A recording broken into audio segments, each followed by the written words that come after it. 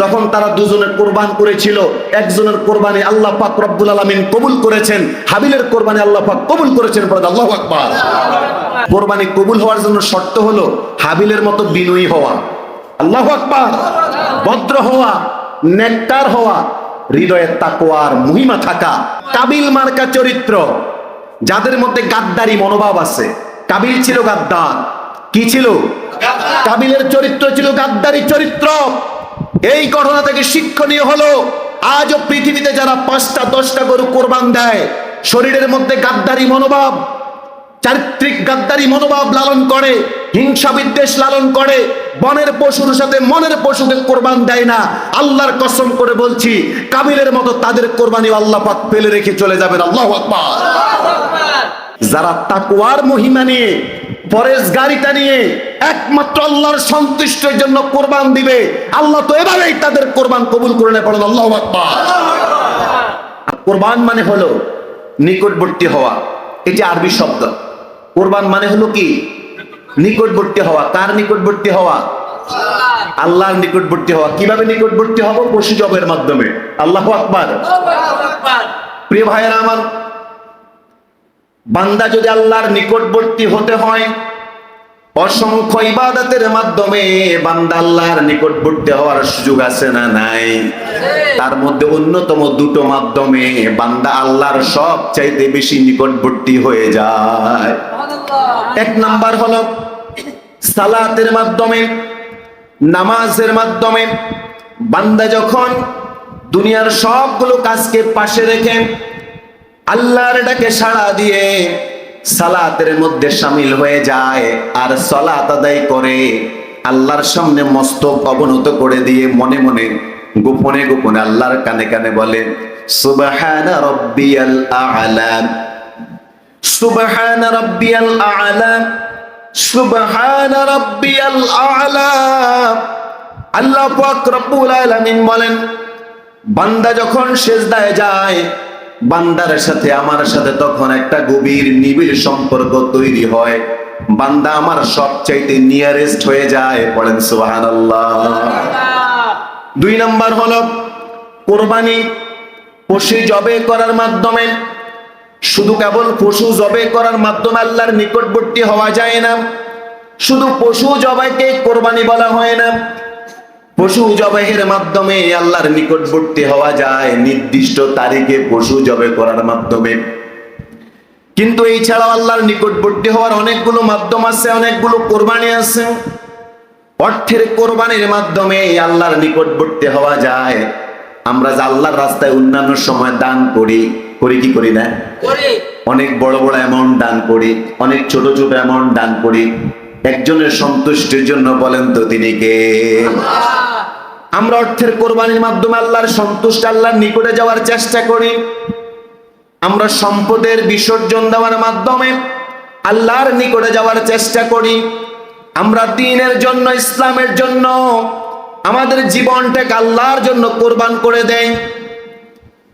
আমরা সময়ের কোরবানি করে থাকি, আমরা আরামায়েশের কোরবানি করে থাকি, লোভ লালসার কোরবানি করে থাকি। আছে না নাই? কিছু কিছু সময় আমরা আরামায়েশের কোরবানি করতে হয়। কথা বলেন ঠিক কিনা? এই যে আপনারা মসজিদে এসেছেন, কারেন্ট নেই, বিদ্যুৎ নেই, ফ্যান চলে না, প্রচন্ড গরম, গায়ে দিয়ে ঘাম যায়। বলেন তো দেখি, আপনি কি বের হয়ে চলে যাবেন? সালাত আদায় করবেন কিনা বলেন? তাহলে আপনি সময়ের কোরবান করছেন। শুধু তাই নয়, নামাজের পরে, সালাতের পরে আমরা কিছু মাসলা মাসাইল বলি, কিছু কথা বলি।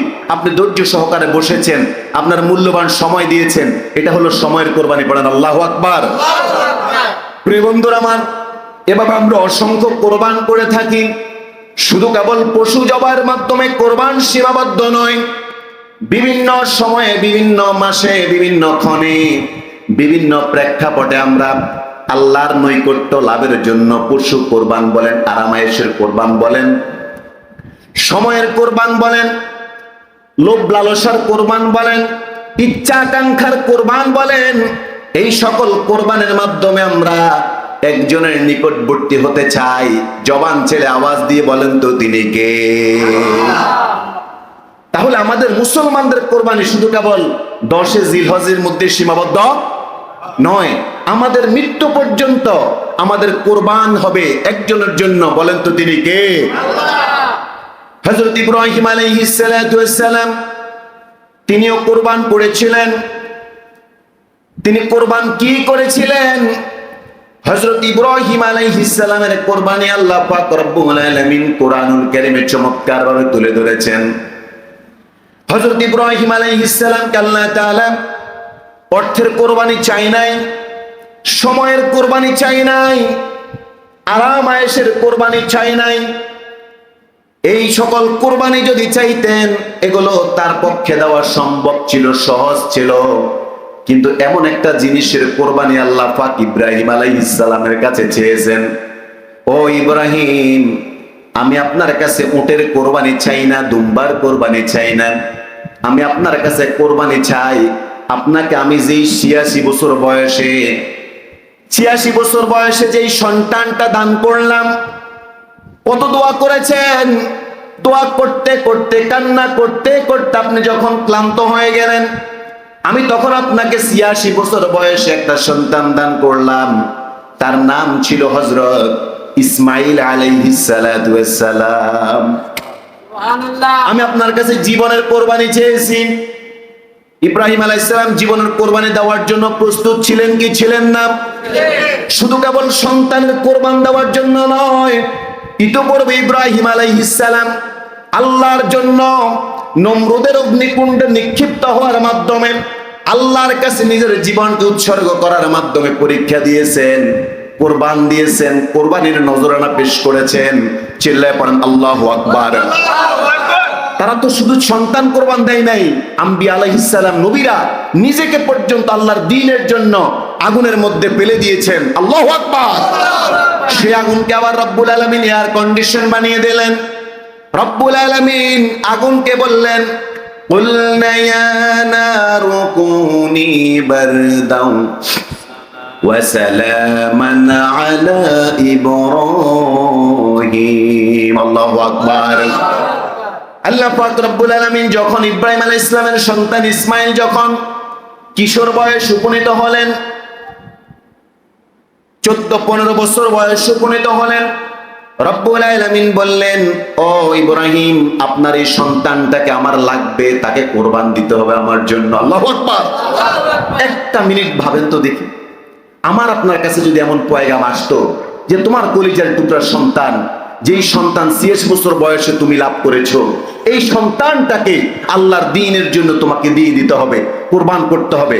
আমার মনে হয় এই পরীক্ষাতে আমরা শতভাগ ফেল করতাম। কথা বলেন ঠিক কিনা? নবীদের ঈমান কোথায় ছিল?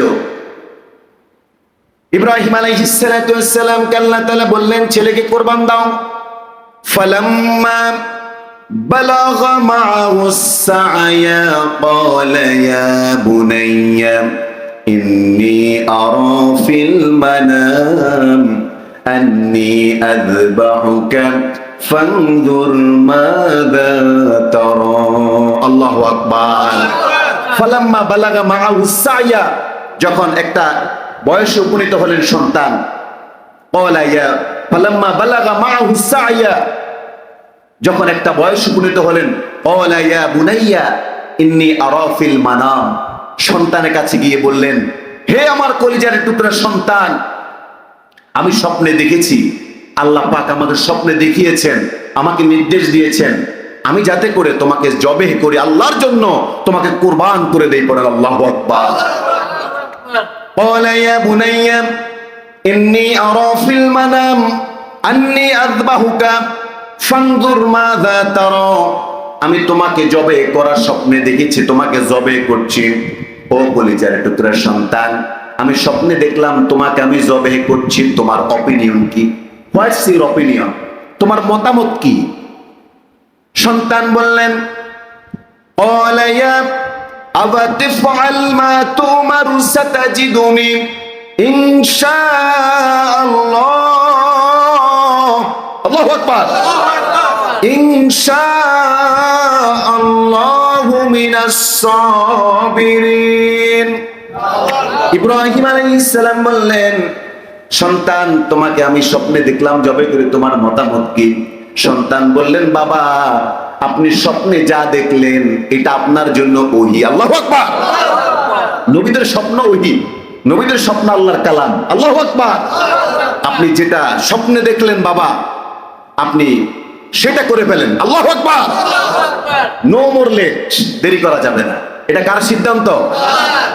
একটা সিদ্ধান্তের ব্যাপারে পিতা পুত্র দাঁড়িয়ে গেলেন, আর আমি আপনি দৈনিক হাজার হাজার আল্লাহর আদেশ, আল্লাহর নির্দেশনাকে অমান্য করে যাই। কথা বলেন ঠিক কিনা?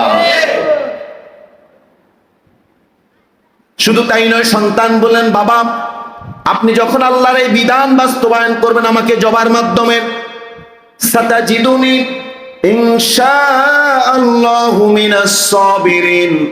ও আমার কলিজার টুকরা পিতা, আপনি তখন আমাকে ধৈর্যশীলদের কাতারের মধ্যে শামিল পেয়ে যাবেন। আপনি আমাকে সবরকারী হিসেবে পাবেন। আমি লাফালাফি করব না, আমি আপনার আদেশের অবাধ্য হব না, আমি আপনার সিদ্ধান্তের বাহিরে যাব না। সন্তান বলছে পিতাকে। আল্লাহু আকবার। এমন সন্তান পৃথিবীতে আর হবে কিনা বলেন? এমন সন্তান লাভ করার জন্য আল্লাহর কাছে দোয়া করতে হবে ভবিষ্যৎ প্রজন্মের জন্য। ইব্রাহিমের সন্তান ইসমাইলের মতো আনুগত্যশীল, ডেডিকেটেড সন্তান যাতে করে আল্লাহ পাক প্রত্যেকটা গড়ে, প্রত্যেকটা সমাজের মধ্যে আল্লাহ পাক দান করেন, বলি আমিন। সন্তান বললেন, বাবা সাতাজিদুনি ইনশাআল্লাহু মিনাস সাবিরিন। আপনি আমাকে ধৈর্যশীলদের কাতারে পেয়ে যাবেন। এই পৃথিবীতে সবচাইতে ধৈর্যশীল কারা ছিলেন? নবীরা। সুবহানাল্লাহ। অতীতের ধৈর্যশীল নবীরা যেমন, আমাকে আপনি সেই ধৈর্যশীল আম্বিয়া আলাইহিস সালামের কাতারে শামিল পেয়ে যাবেন। আল্লাহু আকবার।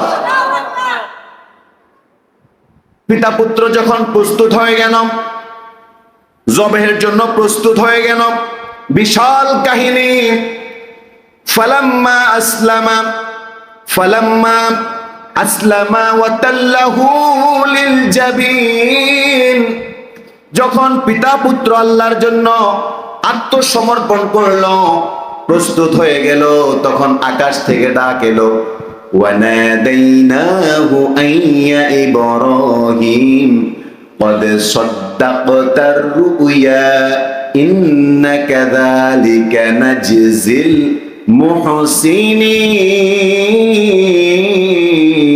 المحسنين। আল্লাহু আকবার। যখন প্রস্তুত হয়ে গেলেন সন্তানকে জবে করবেন, ইন দা মিন টাইম আকাশ থেকে ডাক এলো। আল্লাহ পাক বললেন, হে ইব্রাহিম, হে ইসমাইল, কদ সাদ্দাকতা রুয়া। হে ইব্রাহিম, আপনি আপনার স্বপ্নকে সত্যি বাস্তবে, ইব্রাহিম আলাইহিস সালামকে আল্লাহ পাক বললেন, হে ইব্রাহিম, আপনি স্বপ্নকে সত্যি বাস্তবায়ন করলেন, আমার আদেশ পালন করলেন। আল্লাহু আকবার। সুতরাং এর প্রতিফল হিসেবে কি পেলেন ইব্রাহিম আলাইহিস সালাম? ইন্না কাযালিকা নাজজিল মুহসিনিন। আপনি আমার আদেশ বাস্তবায়ন করার মাধ্যমে আপনি মুহসিন, নেককার বান্দাদের কাতারে শামিল হয়ে গেলেন। তাহলে আল্লাহর নির্দেশগুলো আমরা যদি এভাবে পদে পদে পালন করি, যখনই আল্লাহর নির্দেশের সময় হয়ে যাবে, আদেশের সময় হয়ে যাবে, আল্লাহর ডাকের সময় হয়ে যাবে, তাৎক্ষণিকভাবে আল্লাহর সেই আহ্বানে, আল্লাহর সেই ডাকে, আল্লাহর সেই বিধান বাস্তবায়ন করার জন্য, আল্লাহর সেই হুকুম বাস্তবায়ন করার জন্য আমাদেরকেও প্রস্তুত হওয়ার দরকার আছে না নাই? কিন্তু আমরা কি করছি? প্রতিনিয়ত আল্লাহর আদেশ অমান্য করছি। অপরদিকে ইব্রাহিম আলাইহিস সালাম একটা আদেশ বাস্তবায়ন করার জন্য উদ্গ্রীব হয়ে গেলেন। কখন এটা বাস্তবায়ন করবেন, কখন এটা আদায় করবেন, তিনি একবারে শটান হয়ে দাঁড়িয়ে গেলেন। আল্লাহু আকবার। প্রিয় ভাইরা আমার, তাহলে এখানে সবরকারী সন্তানের একটা গুণ আমরা পেলাম। কথা বলেন ঠিক কিনা? সন্তানের মধ্যে আনুগত্য ছিল। হযরত ইসমাইল আলাইহিস সালাম একটা প্রশ্ন করে নাই। পিতাকে কোনো প্রশ্ন করছে যে আপনি এটা যে স্বপ্নে দেখলেন এটা কতটা বাস্তব, এটা আসলে কি বাস্তব কিনা, অথবা এটা না করলে কি হবে? বহুজন হয়তো স্বপ্নে দেখে কত কিছু পালন করে না, কত আদেশ দেখে পালন করে না, এটা করলেন না কি হবে? এই ধরনের কোনো ডিসকারেজমূলক, নিরুৎসাহিতমূলক কোনো কথা সন্তান কি পিতাকে বলেছেন?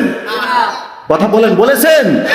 আজ আমাদের সন্তানেরা তারা পিতা মাতাদের কোনো মূল্য দেয় না, কোনো মর্যাদা দেয় না। পিতা মাতাদের লিগেল কোনো আদেশ, বৈধ কোনো আদেশ তারা পালন করে না। কথা বলেন ঠিক কিনা? শুধু তাই নয়, ধৈর্য নাই সন্তানদের। সন্তান বলেছে আমাকে বাইক কিনে দিতে হবে, কিনে না দেওয়ার কারণে সন্তান পিতাকে ছুরি দিয়ে 2 টুকরো করেছে, জবেহ করেছে। এরকম নজির আছে না নাই? আইফোন কিনে দিতে হবে, দেয় নাই, ধৈর্য ধরতে পারে নাই, সবর করতে পারে নাই। সবরের বিপরীতে পিতা মাতার উপর আক্রমণ করেছে, আছে না নাই? এই ধরনের অসংখ্য দৃষ্টান্ত পৃথিবীতে আছে। যেই আনুগত্যশীল, সবরকারী, নেককার সন্তান পাওয়া খুব কঠিন। ইব্রাহিম আলাইহিস সালাম এমনি এমনি পাই নাই, দোয়া করেছেন বহু বছর ধরে। 86 বছর বয়সে আল্লাহ পাক ইসমাইল আলাইহিস সালামকে দিলেন।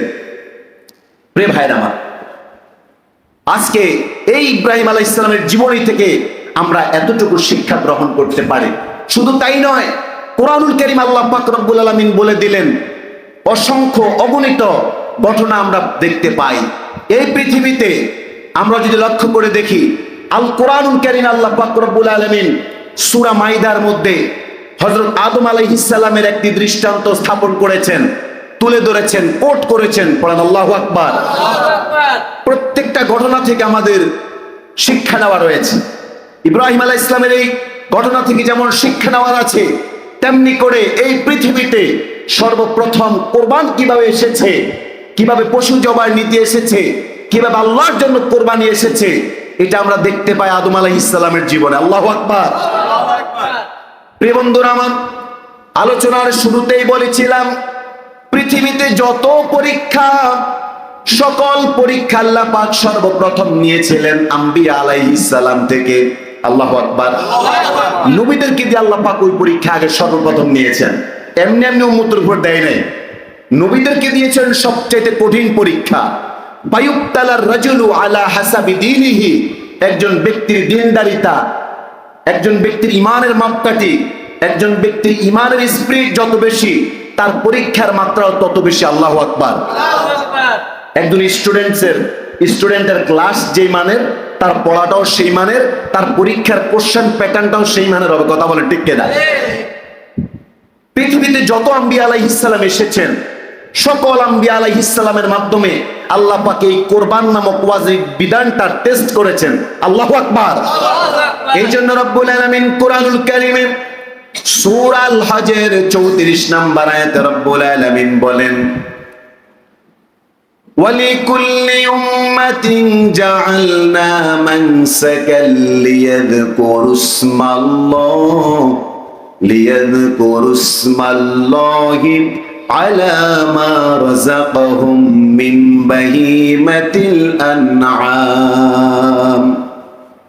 আল্লাহু আকবার।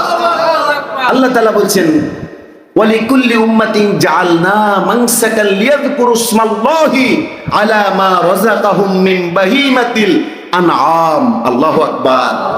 সর্বপ্রথম কোরবানি নামক এই ওয়াজিব বিধানটার টেস্ট আমি নিয়েছিলাম প্রত্যেক নবী থেকে, এবং পূর্ববর্তী সকল উম্মতের জন্য আমি এই বিধানটাকে ওয়াজিব করে দিয়েছিলাম। এটি কোনো নতুন বিধান নয়, এটি কোনো আধুনিক বিধান নয়, বরং এটি হলো একটি ঐতিহাসিক ইসলামিক রীতি রেওয়াজ। পড়েন আল্লাহু আকবার। কেন দিয়েছি? লিয়াযকুরু ইসমাল্লাহি আলা মা রাযাকাহুম মিন বাহিমাতিল আনআম, যাতে করে পশু জবাইয়ের মাধ্যমে আমরা আল্লাহর নিয়ামতের স্মরণ করতে পারি। পড়েন আল্লাহু আকবার। যে এত বড় পশু জুত করে বাঁধতে না পারলে 2-10 জনকে মোটামুটি খেয়ে ফেলে, আসে না নাই? এত বড় একটা পশু তোমাদের জন্য আমি অনুগত করে দিয়েছি। আল্লাহু আকবার।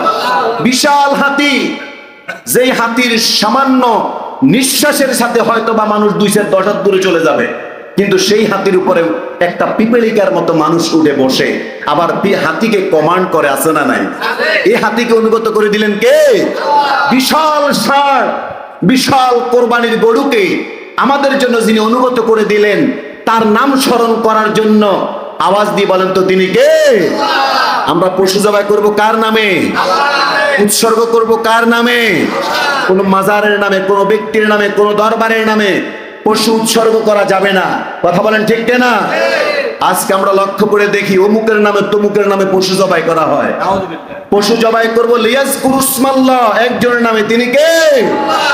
পৃথিবীতে যত জন্তু জানোয়ার আমরা হালাল করে খাই, যা আল্লাহ হালাল করে দিয়েছেন, এই সবগুলো জন্তু জানোয়ার জবাই করার সময় আমরা নাম নিবে একজনের, বলেন তো তিনি কে?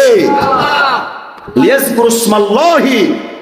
কোরবানির সময় যখন পশু জবাই করতে যায়, অনেকে বলে অমুকের নামে দিয়েন, তমুকের নামে দিয়েন, এই 7 জনের নামে, এই 5 জনের নামে, এই 60 জনের নামে, আছে না নাই? আমরা নিজের অজান্তে আমরা গুনাহ করে ফেলি। আমরা নাম হবে একজনের, কয়টা নাম হবে? কয়টা? সবাই বলেন নাম হবে কয়টা?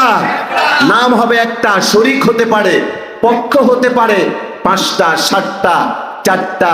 কথা বলেন ঠিক না? আমরা এই ভুল আজকে থেকে আর করবো না, পারবো ইনশাআল্লাহ। নিজের অজান্তে কিন্তু ভুল হয়ে যায়। প্রিয় বন্ধুরা, এরপর আসুন, এই পৃথিবীর বুকে আল্লাহ তাআলা পশু জবাইয়ের মাধ্যমে তার নাম স্মরণ করার জন্য আমাদেরকে তিনি নির্দেশ দিলেন। এরপর আল্লাহ পাক রব্বুল আলামিন আমাদেরকে আদম আলাইহিস সালামের জীবনে একটা বড় পরীক্ষার কথা স্মরণ করিয়ে দিলেন। আদম আলাইহিস সালামের 2 জন সন্তান করে জন্মগ্রহণ করতেন, একজন ছেলে একজন মেয়ে, আবার আরেকজন ছেলে আরেকজন মেয়ে, জোড়ায় জোড়ায় জন্মগ্রহণ করতেন। হাবিল এবং কাবিল 2 জন আদম আলাইহিস সালামের প্রথম সন্তান। কাবিল আসলেই সে কাবিল ছিল। আমাদের সমাজে এখনো যে একটু বেশি দুষ্ট প্রকৃতির, আগ বাড়িয়ে কাজ করে, তাকে কি বলা হয়? কাবিলতি করিস না, বলে কিনা? মূলত এই কাবিলতি করিস না, আসলেই সে কাবিল ছিল, সে ধ্বংসপ্রাপ্ত ছিল, সে আল্লাহর আযাবের ভাগীদার ছিল। আরেকজন ছিল কে? হাবিল। হাবিল ছিল ভদ্র মানুষ, হাবিল ছিল ভালো মানুষ, হুজুর মার্কা, আছে না নাই? মাথায় টুপি থাকার কারণে, গায়ে পাঞ্জাবি থাকার কারণে কারো ধাক্কাও দিতে পারে না। কথা বলেন ঠিক কিনা? কারো দিকে কানায় তাকাইলেও দোষ। কথা বলেন ঠিক কিনা? সাদা জামায় দাগ লাগে বেশি, সামান্য দাগ হলেও বোঝা যায়, আছে না নাই? হাবিল ছিল ভদ্র প্রকৃতির মানুষ। কাবিলের সাথে যে বোনটা জন্মগ্রহণ করেছে সুন্দরী ছিল, কাবিলের কথা হলো আমি তাকেই বিয়ে করব। নিজের ওরসজাত বোনকে বিয়ে করা জায়েজ না? না জায়েজ? এটা নতুন নাকি পুরাতন ইতিহাস? এটা নতুন বিধান না পুরাতন বিধান? পুরাতন বিধান। আবার হাবিলের সাথে যে বোনটা জন্মগ্রহণ করেছে সে ছিল একটু কুৎসিত, কালো ছিল। আল্লাহর সিদ্ধান্ত, কাবিল বিয়ে করবে হাবিলের সাথে বোনটাকে, হাবিল বিয়ে করবে কাবিলের সাথে জন্মগ্রহণ করা সুন্দরী বোনটাকে। এটা কাবিল মানে না। কাবিল তাহলে সে সর্বপ্রথম আল্লাহর বিধান লঙ্ঘন করেছে, ঠিক কিনা বলেন? আল্লাহর সিদ্ধান্ত, আল্লাহ আদম আলাইহিস সালামকে বললেন, হে আদম, এই 2 জনকে বলেন কোরবান দিতে, এই 2 জনকে বলেন কোরবানি দিতে। যার কোরবানি কবুল হয়ে যাবে আল্লাহ পাক রব্বুল আলামিনের কাছে সেই মনোনীত হয়ে যাবে। পড়েন আল্লাহু আকবার। কোরবান দিল। 2 জনেই কোরবান দেওয়ার জন্য নির্দিষ্ট জিনিস পাহাড়ের উপর রাখলো। সংক্ষেপ করে বলছি, আল্লাহ পাক রব্বুল আলামিন আকাশ থেকে অগ্নিস্ফুলিঙ্গ দিয়ে আগুনের মাধ্যমে হযরত হাবিলের কোরবানিটাকে জ্বালিয়ে পুড়িয়ে পড়েই আছে। মূলত তার ভিতরে ছিল আল্লাহর আদেশ অমান্যের মহিমা, আল্লাহর আদেশ অমান্যের চেতনা, তার মধ্যে এটা ছিল। তার মধ্যে ছিল হিংসা। কথা বলেন ঠিক কিনা? আমার সাথে বোন আমিই বিয়ে করব, তার সাথে ছিল, তার মধ্যে ছিল হিংসা, বিদ্বেষ, একঘেয়েমি, হঠকারী সিদ্ধান্ত। তার মধ্যে ছিল আল্লাহর আদেশ অমান্যের সিদ্ধান্ত, যার কারণে তার কোরবান কবুল হয় নাই, তার আশাও বাস্তবায়ন হয় নাই। আল্লাহ পাক রব্বুল আলামিন হাবিলের কোরবানি কবুল করলেন, কারণ হাবিল ছিল ভদ্র মানুষ, হাবিল ছিল ভালো মানুষ, হাবিল ছিল আল্লাহর প্রতি তাওয়াক্কুলকারী, হাবিলের অন্তরের মধ্যে আল্লাহর ভালোবাসা ছিল। পড়েন আল্লাহু আকবার। এই ভদ্রতার কারণে, এই সৌজন্যতার কারণে আল্লাহ পাক রব্বুল আলামিন হাবিলকে শহীদ হিসেবে কবুল করে নিলেন। পড়েন সুবহানাল্লাহ। আর কাবিলকে খুনি বানিয়ে দিলেন, খুনি বানিয়ে, চিরদিনের জন্য খুনি বানিয়ে তাকে জাহান্নামের অধিবাসী বানিয়ে দিলেন। পড়েন না নাউজুবিল্লাহ। আর এই ইতিহাসটাকে আমাদের সামনে তুলে ধরার জন্য আল্লাহ নির্দেশ দিলেন প্রিয় রাসূলকে। পড়েন আল্লাহু আকবার। রব্বুল আলামিন বলেন, ওয়াতলু তেলাওয়াত করেন মা উহিয়া ইলাইকাল কিতাব, কিতাব থেকে তেলাওয়াত করেন। আবার আদম হাবিল এবং কাবিলের ইতিহাসকে আল্লাহ পাক রব্বুল আলামিন আমাদের সামনে বর্ণনা করার জন্য বললেন ওয়াতলু নাবা ইবনাই আদম বিল হাক্কি ইয ক্বাররাবা কুরবানান ফাতুকবিলা মিন আহাদিহিমা ওয়া লাম ইউতাকাব্বাল মিনাল আখার ক্বালা লাআকতুলান্নাকা قال إنما يتقبل الله من المتقين الله أكبر। কত চমৎকার কথা আল্লাহ তুলে ধরলেন আমাদের কাছে, প্রিয় রাসূলের মাধ্যমে আমাদেরকে তেলাওয়াত করে শোনালেন। অতলু তেলাওয়াত করেন নাবা আবনাই আদম বিল হাক্কি, আদমের দুই সন্তান হাবিল এবং কাবিলের সেই সত্য ঘটনা সত্য সহকারে বর্ণনা করেন পৃথিবীবাসীর কাছে। বলেন আল্লাহু আকবার। কি বর্ণনা করবেন? ইয ক্বাররাবা কুরবানান ফাতুকবিলা মিন আহাদিহিমা, যখন তারা দুজনে কুরবান করেছিল, একজনের কুরবানি আল্লাহ পাক রব্বুল আলামিন কবুল করেছেন, হাবিলের কুরবানি আল্লাহ পাক কবুল করেছেন। বলেন আল্লাহু আকবার। ওয়া লাম ইউতাকাব্বাল মিনাল আখার, আর আরেকজনের কুরবানি কবুল করে নাই। কুরবানি কবুল হওয়ার জন্য শর্ত হলো হাবিলের মতো বিনয়ী হওয়া, আল্লাহু আকবার, ভদ্র হওয়া, নেককার হওয়া, হৃদয়ে তাকওয়ার মহিমা থাকা, তাহলেই কোরবান কবুল হবে। এটাই শিক্ষা এই ঘটনা থেকে। পড়েন আল্লাহু আকবার। কাবিল মার্কা চরিত্র, যাদের মধ্যে গাদ্দারি মনোভাব আছে। কাবিল ছিল গাদ্দার। কি ছিল? কাবিলের চরিত্র ছিল গাদ্দারি চরিত্র। এই ঘটনা থেকে শিক্ষণীয় হলো আজও পৃথিবীতে যারা 5টা 10টা গরু কোরবান দেয়, শরীরের মধ্যে গাদ্দারি মনোভাব, চারিত্রিক গাদ্দারি মনোভাব লালন করে, হিংসা বিদ্বেষ লালন করে, বনের পশুর সাথে মনের পশুকে কোরবান দেয় না। আল্লাহর কসম করে বলছি, কাবিলের মতো তাদের কোরবানি আল্লাহ পাক ফেলে রেখে চলে যাবেন। আল্লাহু আকবার। কোরবান তো সহজ না, বাস্তবতার সাথে মিলে কি মিলে না? এরপরে কাবিল বলল, হাবিল তোমার কোরবানি কেন কবুল হলো? আমি খুব পেড়াপ, আমি খুব রাগান্বিত। ওলা কাবিল বলল, ওলা লাআকতুলান্নাকা, আমি অবশ্যই তোমাকে হত্যা করব। কে বলল? কাবিল বলল। কাকে? হাবিল। ওই বেটা ভালো কাজ করছে, তার কোরবানি আল্লাহ কবুল করছে, সে আল্লাহকে মান্য করলো, তার কোরবানি কবুল হলো, আর তার হিংসা লেগে গেছে। কথা বলেন ঠিক কিনা? ওলা লাআকতুলান্নাকা ওলা ইন্নামা ইয়াতাকাব্বালুল্লাহু মিনাল মুত্তাকিন। প্রতি উত্তরে হাবিল বলে নাই আমি তোমাকে হত্যা করব, এটা বলে নাই। আল্লাহু আকবার। কারণ একজন মুসলমানের জন্য আরেকজন মুসলমান ভাইয়ের রক্ত আল্লাহ পাক হারাম করে দিয়েছে। কথা বলেন ঠিক কিনা? হাবিল বলল, ক্বালা ইন্নামা ইয়াতাকাব্বালুল্লাহু মিনাল মুত্তাকিন, যারা তাকওয়ার মহিমা নিয়ে, পরেশগারিতা নিয়ে একমাত্র আল্লাহর সন্তুষ্টির জন্য কোরবান দিবে, আল্লাহ তো এভাবেই তাদের কোরবান কবুল করে নেয়। বলেন আল্লাহু আকবার। আমার দোষ কি ভাই? হে প্রিয় ভাই, আমার কি দোষ বলো? আল্লাহ আমার কোরবান কবুল করেছেন, এটা আমার দোষ কি বলো? তুমি যদি আমাকে হত্যা করো, লাইন বাসাত্তা ইলাইয়া ইয়াদাকা লিতাকতুলানি মা আনা বিবাসিতি ইয়াদিয়া ইলাইক লিআকতুলাক, তুমি যদি আমাকে হত্যা করার জন্য হাত বাড়াও, আমি ওয়াদা করছি আমি তোমার দিকে হত্যার উদ্দেশ্যে হাত বাড়াবো না। আল্লাহু আকবার। কে বলছে এটা? হাবিল বলছে। কি নমনীয়তা, কি ভদ্রতা! আল্লাহ পাক শিক্ষা দিলেন আমাদেরকে এই ঘটনার মাধ্যমে। আজ আমরা যারা কোরবান দেই, আমাদেরকে হাবিলের চরিত্র যদি আমরা লালন করতে পারি, জলজান্ত উদাহরণ আমাদের কাছে। কি কারণে হাবিলের কোরবানি কবুল হয়েছে, কি কারণে কাবিলের কোরবানি কবুল হয় নাই, এর থেকে উজ্জ্বল দৃষ্টান্ত কি আর হতে পারে? কাবিলের কোরবানি কবুল হয় না, সে গাদ্দার ছিল, সে বিদ্বেষী ছিল, তার অন্তরে হিংসা ছিল। অপরদিকে হাবিলের কোরবানি কবুল হয়েছে, সে বিনয়ী মানুষ ছিল, ভদ্র মানুষ ছিল, আল্লাহর সিদ্ধান্তে অটল ছিল, হিংসা করে নাই, বিদ্বেষ করে নাই, হত্যার মহিমা তার মধ্যে নাই। এই জন্য আল্লাহ পাক তার কোরবান কবুল করে নিয়েছেন। তার অন্তরে তাকওয়া ছিল, যার কারণে আল্লাহ পাক হাবিলের কোরবানি কবুল করে নিয়েছেন, কাবিলের কোরবানি কবুল করেন নাই। আজ আমরা যদি এই দুই চরিত্রকে সামনে রেখে কোরবান দেই, আল্লাহর কসম করে বলছি, আপনাকে কোনো মুয়াজ্জিন ইমাম সাহেব থেকে, কোনো স্কলার থেকে আপনাকে ফতোয়া নেওয়ার দরকার নাই। আল্লাহ পাক আপনার কোরবান কবুল করবেন ইনশাআল্লাহ। আর আমরা কোরবান দেই কি উদ্দেশ্যে? এই পুরো ঘটনাগুলো থেকে আমরা যে উদ্দেশ্যে কোরবান পাই সে উদ্দেশ্যটা হলো একটা আয়াতের মাধ্যমে। আল্লাহ পাক রব্বুল আলামিন বলেন, قل إن صلاتي ونسكي ومحياي ومماتي لله رب العالمين। আল্লাহু আকবার। বল হে রাসূল, পৃথিবীর মানুষদেরকে বলে দেন। কে বলে? আল্লাহ।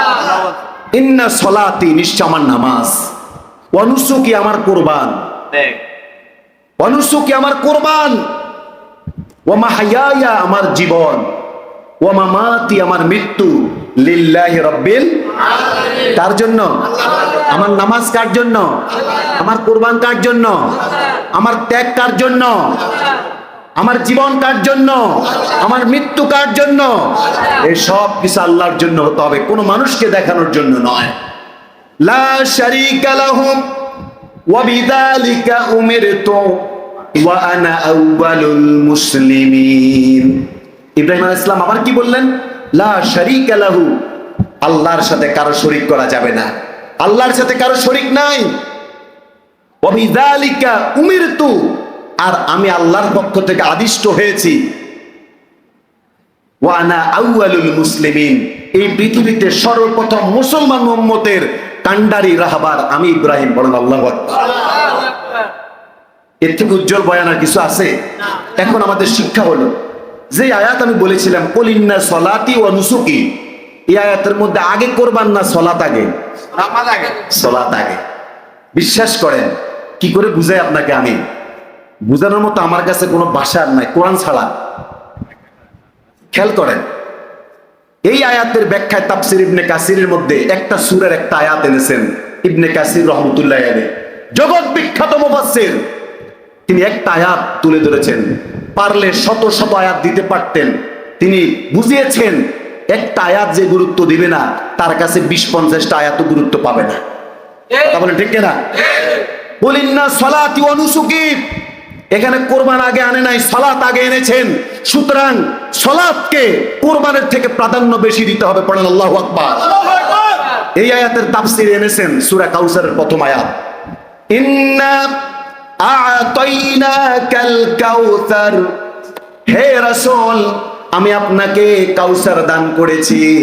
ফাসাল্লি লিরাব্বিকা ওয়ানহার, এই জন্য আগে সালাত আদায় করুন, তারপরে কুরবান করার জন্য নেমে পড়ুন।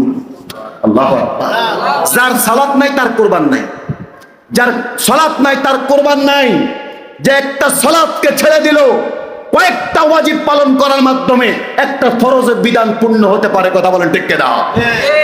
সুতরাং যেই ব্যক্তি সালাত ত্যাগ করে কোরবান করবে, আল্লাহর কসম করে বলছি, এই তাফসীর পড়ে আমি বুঝতে পারলাম সেই ব্যক্তি আল্লাহর জন্য কোরবান করে নাই, সে কোরবান করেছে সমাজের চোখে, সমাজ থেকে মুক্তি পাওয়ার জন্য, সমাজের কটুকতা থেকে মুক্ত পাওয়ার জন্য, মানুষের লজ্জা থেকে মুক্ত পাওয়ার জন্য, লোক লজ্জা থেকে মুক্ত পাওয়ার জন্য সে মূলত কোরবান করেছে। কথা বলেন ঠিক কিনা? আর যেই ব্যক্তি মানুষকে দেখানোর জন্য ইবাদত করবে, তার ইবাদতটা হলো রিয়া, আর রিয়া হলো শিরকের একটা স্তর, ছোট শিরক হলো রিয়া। বলেন নাউজুবিল্লাহ। এই জন্য ইব্রাহিম আলাইহিস সালাম কোরবানের আয়াতের পরেই শিরকের আয়াত দিয়ে দিলেন। কোরবান করতে গিয়ে শিরক করো না, কোরবান করতে গিয়ে শিরক করো না, কোরবানের সাথে শিরকের সম্পর্ক নাই। সুতরাং কোরবানের সাথে শিরককে মিক্স করবা, তোমার কোরবানও যাবে, তোমার ঈমানও যাবে। নাউজুবিল্লাহি মিন যালিক। আল্লাহ পাক রব্বুল আলামিন আমাদের কোরবানগুলোকে আমরা যাতে করে কোরবানের শিক্ষা নিয়ে, আমরা কোরবানের শিক্ষাকে আমরা অর্জন করে ধারণ করে আমরা কোরবান দিতে পারি, আল্লাহ পাক সে তৌফিক দান করেন বলি আমিন। আজকের আলোচনা থেকে আমার 7টা শিক্ষা। কি শিক্ষাগুলো আমরা নিলাম? 1 নাম্বার, আত্ম উৎসর্গ এবং আল্লাহর প্রতি সম্পূর্ণ আনুগত্যের আমরা দৃষ্টান্ত পাই ঈদুল আজহার মাধ্যমে। সুবহানাল্লাহ। 2 নাম্বার শিক্ষা হলো আমরা সমাজের সাম্য এবং ভ্রাতৃত্ববোধ, গরিব দুঃখী বড়লোক ধনাঢ্য মানুষ সবাই যেমন গোশত ভাগাভাগি করে এই দিনে সবার পাতিলে গোশত রান্না হয়, এই যে একটা সাম্য, এই যে একটা সমতা, এই যে একটা প্যারালালিজম, আমরা এটাকে বাস্তবায়ন করবো। সুবহানাল্লাহ। এটা হলো ঈদুল আজহার শিক্ষা। 4 নাম্বার আন্তর্জাতিক মুসলিম ঐক্য। সারা বাংলাদেশে আমরা এট এ টাইম, একই সময় একই সময় আমরা সালাত আদায় করি, কাছাকাছি সময় সালাত আদায় করে আমরা একই দিন আবার পশুগুলো কোরবান করি, এর থেকে ভালো ঐক্য ইউনিটি পৃথিবীতে আর কি হতে পারে? কথা বলেন ঠিক কিনা? 5 নাম্বার, ধৈর্য এবং পরীক্ষার উত্তীর্ণ হওয়ার আমরা একটা প্রস্তুতি দেখতে পাই ঈদুল আজহার মধ্যে। ধৈর্যের শিক্ষা পেয়েছি ইব্রাহিম আলাইহিস সালাম থেকে, হযরত হাবিল থেকে। কথা বলেন ঠিক কিনা? 6 নাম্বার শিক্ষা হলো নিয়মিত আত্মশুদ্ধির, এবং এই আত্মশুদ্ধির অনুশীলনের প্র্যাকটিসের একটা সুযোগ আমরা এই দিন থেকে অর্জন করতে পারি, আলহামদুলিল্লাহ। 7 নাম্বার, পরিবার এবং সন্তানদের অধিকারের ব্যাপারে আমরা সজাগ এবং দায়িত্ববোধ হতে পারি। সুবহানাল্লাহ। ইব্রাহিম আলাইহিস সালাম হযরত হাজরাকে রেখে গেলেন মরু প্রান্তরে, তার উপরে তাওয়াক্কুল করে আমরাও পরিবারে আমরা আল্লাহর উপর তাওয়াক্কুল করব। আমার পরিবারের জন্য, আমার সন্তানদের জন্য রিজিকের ব্যবস্থা আল্লাহ পাক করে দিতে পারেন কি পারেন না? এই জন্য প্রিয় ভাইরা আমার, এই যে শিক্ষাগুলো, এই 8টা শিক্ষা আমরা ধারণ যদি করতে পারি, আল্লাহর কসম করে বলি, তাহলে আমাদের এই পশু কোরবান, এই অর্থ ব্যয়, এই পরিশ্রম সবকিছু সফল এবং সার্থক হবে। আল্লাহ পাক রব্বুল আলামিন কবুল করেন বলি আমিন। আমাদের সহ সমগ্র বাংলাদেশের সকল ত্যাগী, প্রত্যেকটা ত্যাগী মুসলমানের কোরবানগুলোকে আল্লাহ পাক রব্বুল আলামিন কবুল আর মঞ্জুর করেন বলি আমিন।